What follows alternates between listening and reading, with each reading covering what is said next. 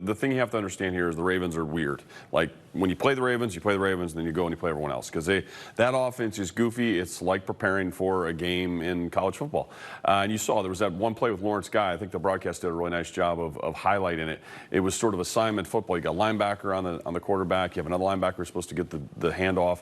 And then the pitch man's kind of out in no man's land. And you saw Lawrence not know what to do. And that's the kind of thing that you rep in college and you get really sharp on it. And in NFL, you never see it. It shows up one week, goes away the next. So I think the Ravens have a huge advantage, Emerson, really, with the rest of the league because of this. They're so different and weird.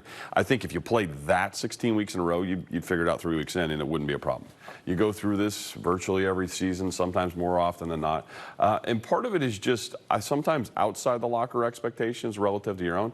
They weren't worried about 16-0. They're just worried about getting better every day. I think more was anger. You saw it on the sideline when Dante Hightower was screaming and they're yelling. There's more of an ego thing for their group. They have a lot of pride in what those guys have put together today, and today's work didn't look like any of the others. So I think you really like who the personalities are because they're going to be pissed. They're going to go back and work their butts off to try to get this thing back right and be dominant again because they can be, and they most likely will. So now the bye week here, Matt, but coming out of it, you're at the Eagles, you're home against the Cowboys, you're at the Texans, you're home against the Chiefs. The Chiefs will have Patrick Mahomes back.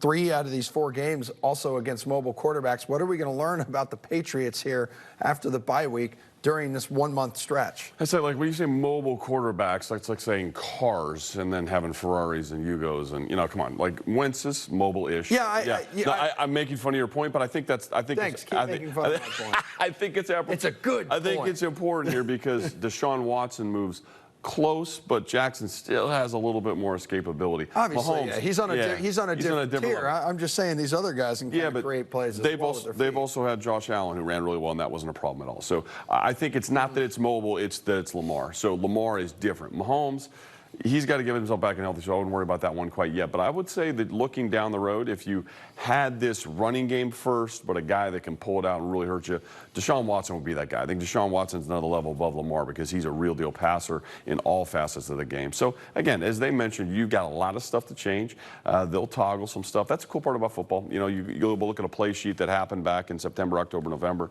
and they're completely different. They'll call 60 different plays. So it's a versatile group. They'll need to call 60 different because some of the stuff they did today just didn't work for them.